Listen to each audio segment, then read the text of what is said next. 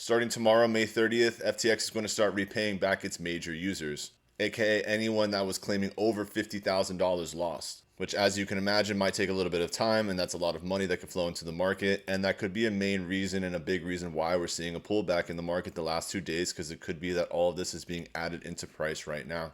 You have to remember that price action is reactive, and whenever this news comes out, it's going to be factored into current price.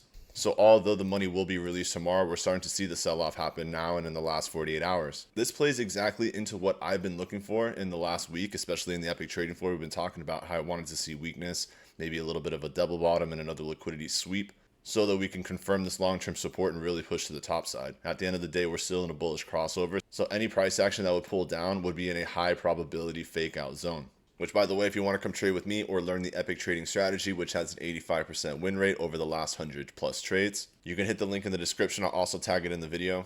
That will give you 3 days for free plus 50% off the first month if you're interested in the EPIQ mentorship program. So going into this week, what I'm really watching and what I really want to see with price action is to hold the support, and at the same time, I want to see volume finally start to flow in. We have been outflowing heavily since February 20th. So over 1 month of volume outflow, which as you can see, that does not do very well for price action. And at this exact moment, it's looking more like a bear flat continuation pattern than anything else.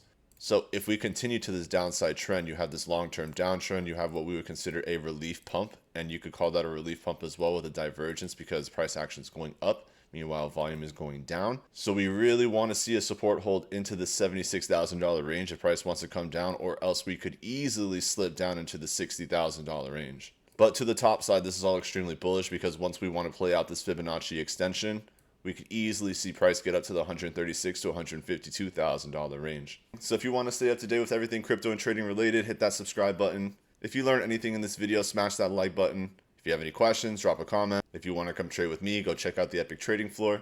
I hope everyone has an amazing morning, afternoon, or evening, depending on wherever you're tuning in the world, and I will see you on the next video.